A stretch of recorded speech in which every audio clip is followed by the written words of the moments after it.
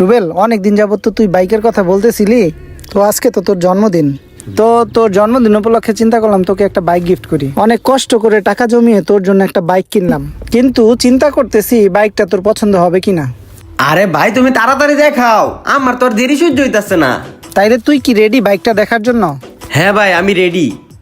তোমরা সবাই রেডি তো সারপ্রাইজটা দেখার জন্য? সারপ্রাইজ!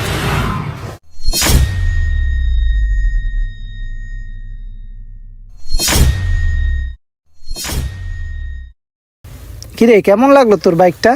এই নে চাবিটা, নে চালিয়ে দেখ। কিরে, তোর বাইকটা পছন্দ হয় নাই? তুমি এই ব্যাগটা নিয়ে আসছো আমার জন্য? তুই তো বলছিলি রাস্তাঘাটে জ্যামের জন্য তোর চলাফেরা করতে কষ্ট হয়, একটা বাইক হলে ভালো হইতো। আয় ভাই, বাইকে বইসা দেখ। ছাড়ো, তুমি কি ভাবছো তুমি এই ভাঙ্গারি গাড়ি নিয়ে আসবা আর আমি খুশি হব? শুধু শুধু